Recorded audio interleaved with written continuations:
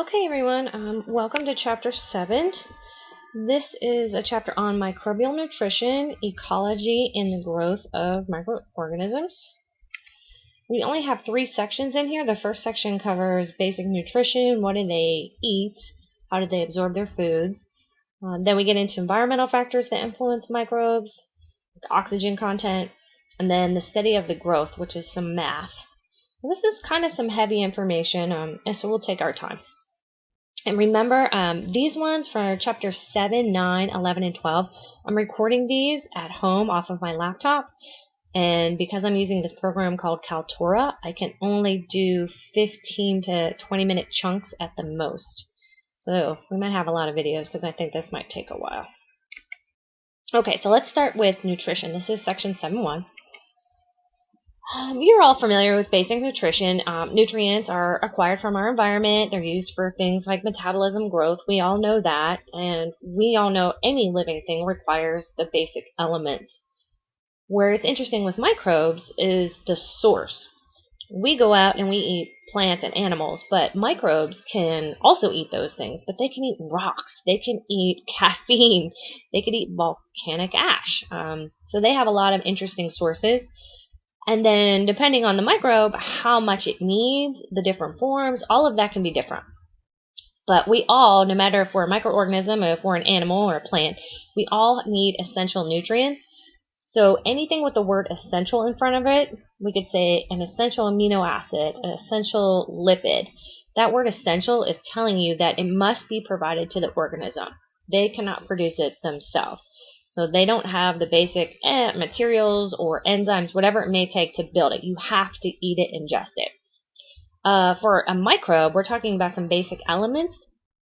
What they must have provided for them would be carbon, hydrogen, oxygen, and nitrogen. And I definitely want you to know those 4 are the basic 4 that all living organisms are composed of, so you should know that. But the other major 2, and this is important also for us, would be phosphorus and sulfur. Okay, so make sure you know those basic elements. They make up the majority of nucleic acid, proteins, lipids, all of the things that microbes and any living organism is made out of. So of these essential nutrients, just because they're essential doesn't mean we need a lot of them. Okay, there are macro and micro essential nutrients. Macro is just what it sounds like. Those are the ones you do need a lot of. You need large quantities. And those are going to be your 4 big ones: carbon, oxygen, hydrogen, and nitrogen. These are the ones that are literally coming together to form proteins, like I was saying, cell membranes, organelles, whatever it may be. So they're big in the structure and then in the actual function of survival for that microbe. Micronutrients are also called trace elements. These are important, and don't think just because that organism needs a small quantity that they're not important. The amount, the concentration are obviously very important, but zinc, manganese, nickel, these are all really important for enzymatic function, protein structure.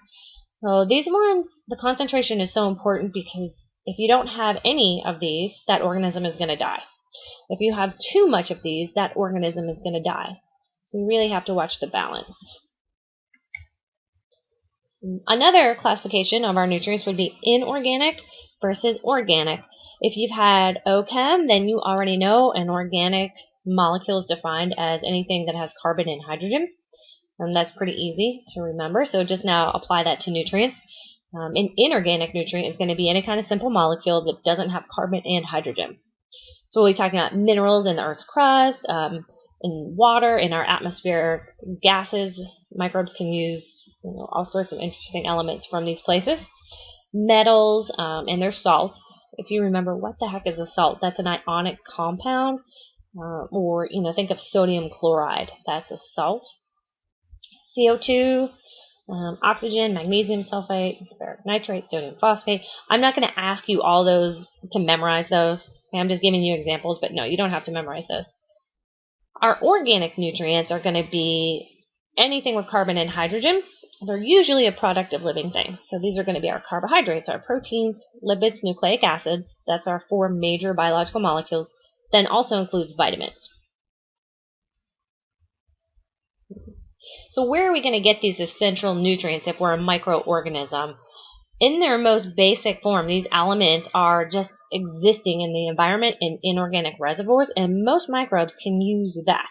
And that's great because we have this permanent long-term source, and often it's replenished by a living organism, so that's a big cycle.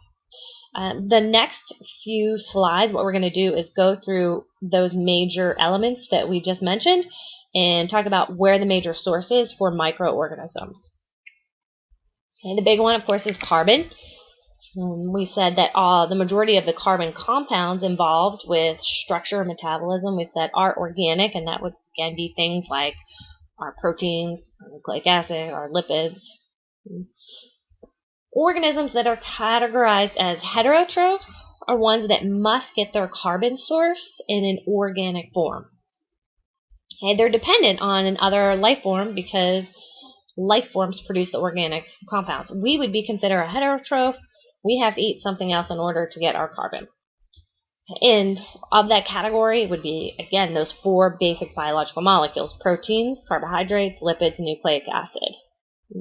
And we can identify an organism in two groups, whether they're using their carbon in an organic form, which is a heterotroph, or are they able to make their own carbon? That was going to be the next one on the next page, is autotroph. Okay? And we can actually even identify organisms based on their carbon sources for metabolism. So here's an interesting one for you. Pseudomonas aeruginosa, and we'll mention this one a couple of times. There's a cool picture. It kind of looks fuzzy. This is a gram-negative rod bacteria. It's ubiquitous in the environment. Its main natural habitat is going to be soil or water. And why this is a cool microbe, it can use multiple carbon sources. It normally doesn't cause disease in healthy people. So this is found actually a lot in hospitals. Most of us don't get this. We're not sick from this. However, it is a major pathogen in an immunized, compromised population of people. So these would be people with HIV, people that are going through chemotherapy. And it's known in particular for cystic fibrosis patients. 90% of the deaths are from Pseudomonas aeruginosa getting into the lungs. That's definitely good to know for the healthcare field. So back to our carbon sources. We were saying, okay, if you're a heterotroph, your source is another living organism. If you're an autotroph, you don't have to have an organic source of carbon for your essential nutrients. You could be, auto is a self-feeder. You can use inorganic carbon such as CO2, so carbon dioxide. If you can fix the carbon in carbon dioxide into an organic source, that's called carbon fixation. Okay, so these aren't dependent on a living organism. And I mean, a plant would be an autotroph, so you got that. But we're just saying this in obvious reference to microorganisms. And here's a funny cartoon for you. Here's a cute little flower. He's saying, I made this, and here's some sugar. And here comes a moose and eats him. Sorry, flower. Okay, so that was carbon. This is nitrogen. Nitrogen, we have a huge reservoir of nitrogen in the atmosphere. 79% of the Earth's atmosphere is actual nitrogen gas. You don't have to memorize that 79%, but that's just to give you an idea that we have a lot of it. We must have nitrogen. Microbes need this. I'm going to show you a picture in a minute, but nitrogen is part of amino acids, which make up protein. It's part of the structure of DNA, RNA, ATP. Okay, so this is a definite primary nitrogen source for a heterotroph. They can eat other proteins. They can eat other nucleic acids. They can eat these things and reuse it. But even if we were to eat proteins, or microbes are eating proteins, in order to extract the nitrogen and use it, it has to be degraded and broken back down into small pieces.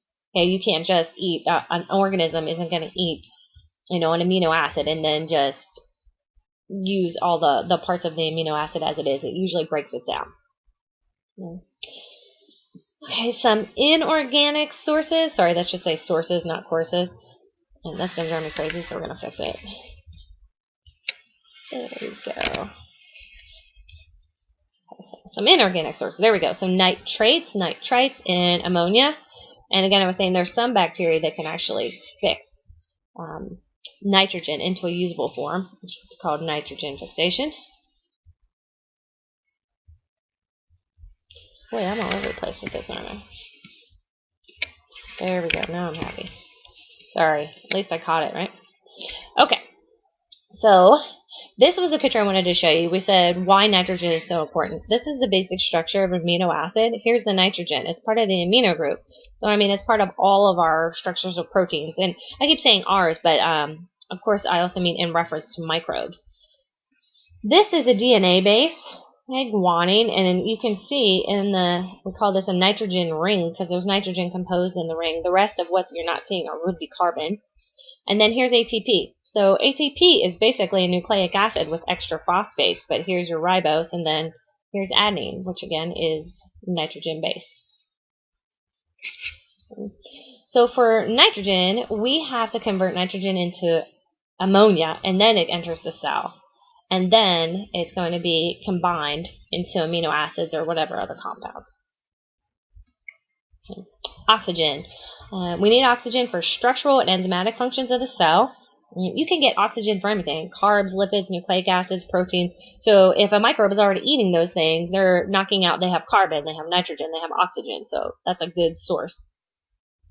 It's also a component of some inorganic salts, and there's atmospheric oxygen. It's only 20% of the atmosphere, but that's enough if you're a little tiny microbe. It's enough for us. We're a big multi-cellular. Okay, hydrogen sources. We have water, of course. I put some example of some salts. One salt, we got calcium hydroxide. You don't have to memorize that. And there's also naturally occurring gases like methane and hydrogen sulfide, just pure hydrogen gas. Those types of gases are used and produced by microbes, so it's cyclical.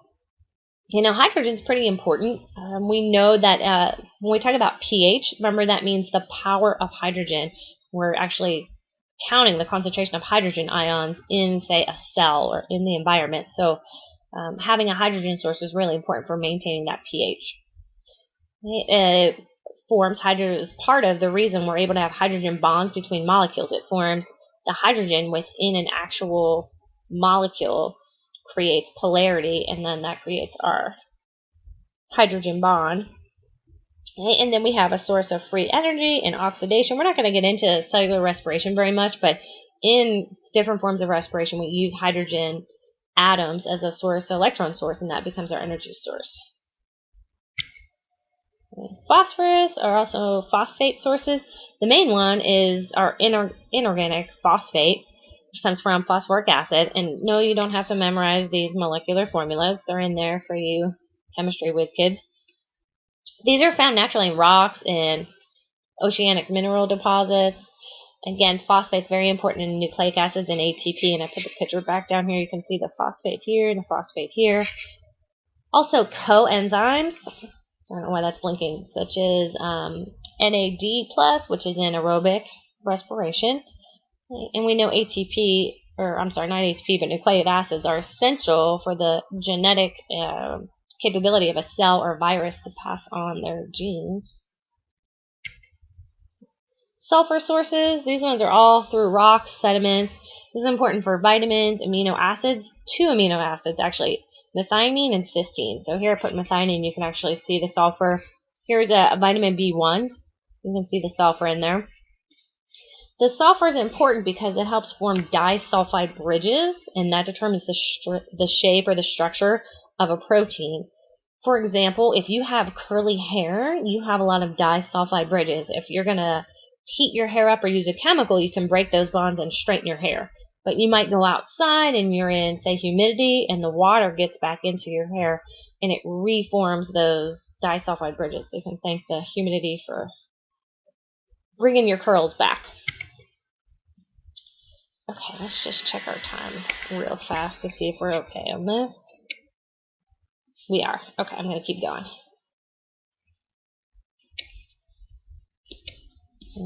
Growth factor, this is just basic term. Okay, so a growth factor essentially, we already know what this is. We were calling it before an essential nutrient, which just means that that organism can't make it.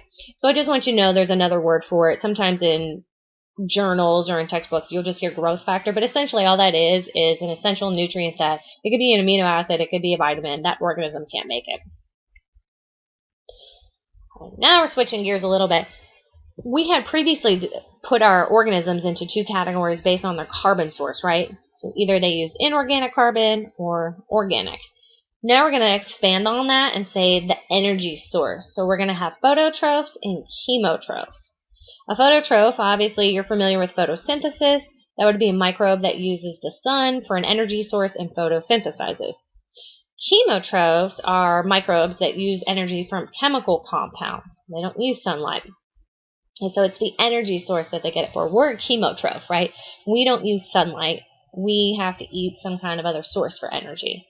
And here's some examples. A cyanobacterium is a photoautotroph. Okay? E. coli is a chemoheterotroph. Combine them together. And you have this chart in your textbook. You can look at it, but I'll just kind of go through it. So if you're an autotroph, we said, okay, if you're an autotroph, you can use an inorganic carbon source to have as your carbon. Okay? But your energy source could be the sun, in which case you're a photoautotroph. Think of a plant, also algae or cyanobacteria. But you could also you could be a chemoautotroph, where again you're using an inorganic chemical, but you're going to be using, sorry, I got distracted for a minute because I'm at home right now and I got interrupted. You're using inorganic carbon, but your actual source of energy is from a chemical. Sorry about that. And I'll give you an example of a chemoautotroph in a minute, and we'll talk about methanogens. If you're a heterotroph, we said you have to have your carbon source as organic.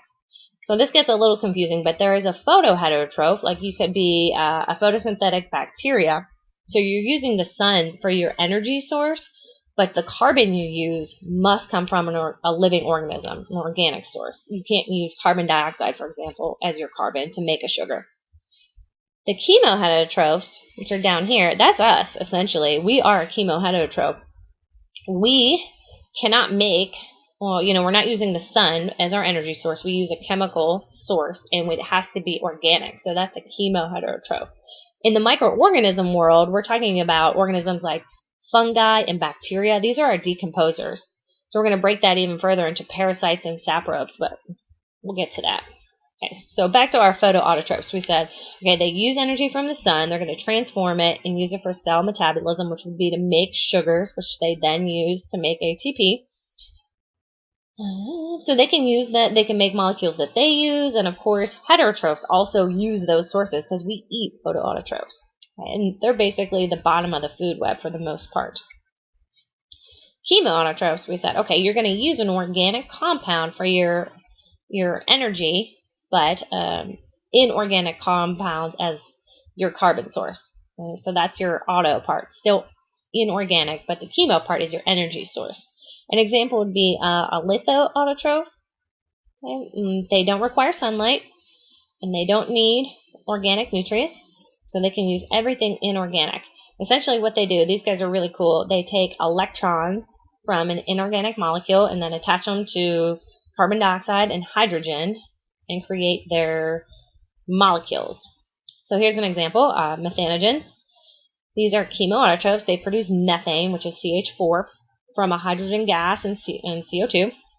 So they're in an anaerobic, meaning no oxygen, hydrogen-containing environment, and what you're looking at right here is this is called a deep-sea hydrothermal vent in the ocean. It's at the bottom of the ocean. It's very cold around it, but at the vent, it's super hot, steaming water coming out from the core of the Earth. Okay, so this gas is coming from the core of the Earth, and it's cooling the water as it comes out, but these organisms live in there, and they're using that methane and creating that, and it's really neat. So those are called archaea. Which we've mentioned. You guys know that.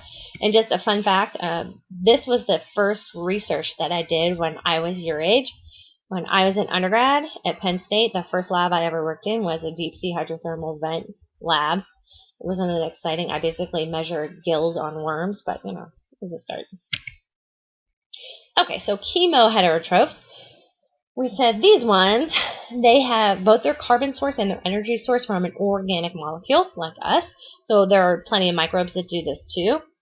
And they're going to process a lot of their organic molecules through cell respiration. They use fermentation. They're going to produce ATP. So of that, we said and we're talking about microorganisms now, we can further classify them as saprobes. That means they're free living. Okay, they're not inside of an organism. They're feeding primarily on detritus, which is just broken down organic material from dead organisms. Saprobes are so important for our environment. So these are decomposers. So they really do a bunch of nutrient cycling. Parasites, on the other hand, not as good. These are ones that must survive inside a living organism or inside a tissue of a host or a cell, and usually pathogenic. Okay, so here's our saprobes. These are our good guys. They usually break down plants, animals, other microbes. So very important, like I was saying, in recycling of organic materials. A lot of them have a rigid cell wall, like some of the bacteria and the fungi, and they can't bring in a large particle of food. They actually release their enzymes into the environment, break it down, and then transport it in. And here's a little picture showing you that. They would secrete the enzymes, they break it into these small little pieces, and then they absorb it back in. And how they absorb it, we'll get into in the next section. Okay, of our saprobic microbes, there's different ways we classify them. Obligate would be that they exist strictly on dead organic matter. So they're in soil, they're in water. They don't live in a host. They cannot adapt to a body of a host. Facultative means that they could. So they could live in soil, they could live in water, or they could infect a living host. Okay. Normally, the ones that they're going to infect would be an immunocompromised individual, because a healthy individual can combat that and usually take over before they have time to reproduce. Right. If they are doing this, if this facultative saprobe gets in and infects a host and makes them sick, we call that an opportunistic pathogen, because they are taking the opportunity to take advantage of someone with a low immune system. So opportunistic pathogen is not necessarily the same thing as facultative saprobe, because a virus or a different bacteria could be opportunistic pathogen. It's any pathogen that takes over an immunized, compromised individual, whereas in a healthy person, they would not make them sick. Pseudomonas aeruginosa, we already mentioned that one, that infects the hospital patients and cystic fibrosis patients. Cryptococcus neoformans, this is a yeast, and it causes really severe lung and brain infections in AIDS patients. It's usually fatal, and their natural habitat, again, would be soil. So let's see, parasites, and I think we're getting close to the end of this section. They live on or in the body and usually cause some degree of harm to the host. And they're considered pathogens because they're going to damage tissue. Some even cause death. If they're ecto, they live on the body. Endo, they're living in organs and tissues. There's intracellular, they live within the cells. And then there's obligate parasites that are unable to live outside of a living host. So all different kinds of categories for parasites. Okay, all right, and that's where I'm going to stop this section. And we're still in section 7.1. It's just that I can't keep recording because I'm running out of space. So I'm going to go ahead and stop this, and then I'll keep going and upload the next section.